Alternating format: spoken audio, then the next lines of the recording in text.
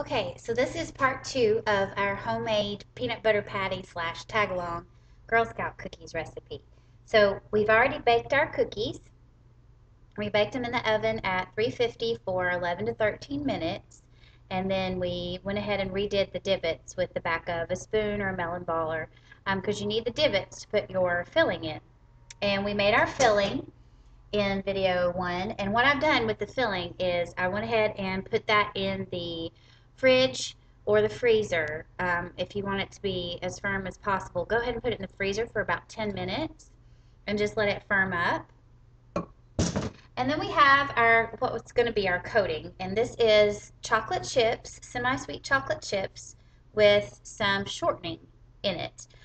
We're going to use about 4 ounces or half a cup of chocolate chips, semi-sweet chocolate chips, and then we've added 2 teaspoons of shortening, which I like to use vegetable shortening, but you can use whatever shortening you have available. And we're just going to pop this in the microwave and stir it around until it's nice and smooth.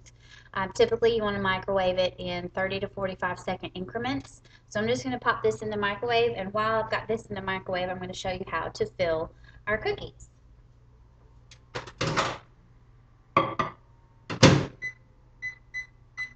Okay, so first step that we want to do is we want to take our cookie, make sure we've got a good divot in the middle, and we'll take about a heaping teaspoon of our filling. So get you a teaspoon and do like a heaping teaspoon of your peanut butter filling, and we're just going to take that and just roll it into a little ball and then press it into the center of your cookie like so, and just press it down so that you make sure that it sticks. Okay, kind of flatten it out a little bit. Okay, so again, just about a heaping teaspoon, roll it into a little ball, and press it down into the middle. You can use the back of your teaspoon to press it down in there, but just make sure it sticks. And then we're going to put these into the refrigerator or the freezer for another 10 to 15 minutes just to make sure that they firmed up. So I've got a couple that I've already put in the freezer for a couple of minutes. Alright, so I've microwaved this for about 45 seconds, and you can see that the chips are starting to melt and your shortening is starting to melt. So just stir it around, and you can also do this over a double boiler if you have a double boiler, or if you have a little pan that you can put over a pot of simmering water. You can also do the same thing. It's the same concept, but I just like to do it in the microwave with these little bowls. They hold the heat really well.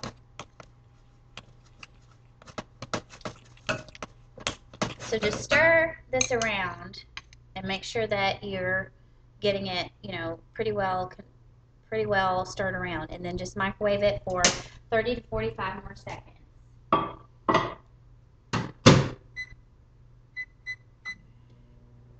So now when you bake these, again, you want to make sure that you've put a little divot in the middle, and make sure that your divot is pretty good and deep. You don't want to go all the way through the bottom of the cookie, obviously, but you want to make sure that you have a divot that's going to hold your peanut butter filling really well. And then you want to make sure that you just kind of smoosh it down a little bit so that it's flattened out. And then that's what it looks like when you have it on your cookie. And then again, just put these in the fridge or the freezer. I'm going to pop these 2 that we've done into the freezer.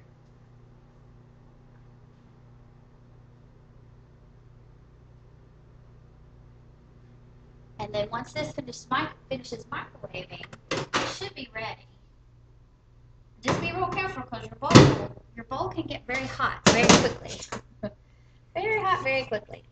So I'm just going to stir my chocolate around. Make sure that you get everything distributed in there really well. If you need to use a pot holder, use a pot holder. But like I said, I like these types of bowls because they keep everything good and warm. But you can also use a double boiler and just melt it over a double boiler. Okay. All right. So my chocolate is good and melted. You can see it's nice and melty there. And all I'm going to do is I'm going to use a fork, and I'm going to put my chocolate up here on this tray here. And what I've done is I've used the parchment paper that I used to bake my cookies with. I'm just going to set that out on this rack, and I'm going to take my cookies, and the tagalongs or peanut butter patties are completely encased in chocolate. So you want to go ahead and dip your whole cookie in the chocolate and just kind of spoon the chocolate over with your spoon or your fork. Make sure you get it completely submerged with the chocolate. And then I like to use a fork because that way it can drip off. Just take your fork and let some of the excess chocolate drip off. You can see that it's dripping off there. And just kind of shake it. I just kind of shake mine a little bit just to help get some of the excess chocolate off. And then just put it out onto a piece of parchment paper. Okay? And then dip your second cookie. And you can put it in face down if you want to. I just like to put it in. Just give it a little bath there. Just kind of swirl it around in the chocolate. Make sure the whole thing's covered.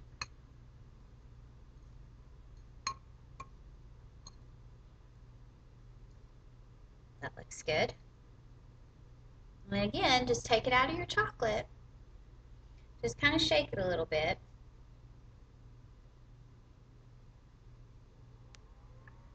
Get some excess chocolate off, and then just lay it on your parchment paper. And you can continue your process. And then what you want to do with your finished cookies, looks so yummy, is just put these in the fridge for about 30 minutes or until they're set, and then you should be good to go. And then you can just keep dipping with your melted chocolate, and if it starts to get a little bit too cool, you can pop it back in the microwave for 20 or 30 seconds at a time. Just make sure that you don't put it in so long that it burns, because your chocolate can burn. And then when you're done using your peanut butter filling, just put that back in the fridge so that it can stay firm as well. And that's homemade tagalongs. That's homemade peanut butter patties. So I hope you've enjoyed this. The recipe will be in the notes with the videos, so you'll have the full recipe if you want to make the whole thing. And you should be ready to enjoy in just 30 minutes once your peanut butter patties have had time to firm up in the fridge. So thanks for watching.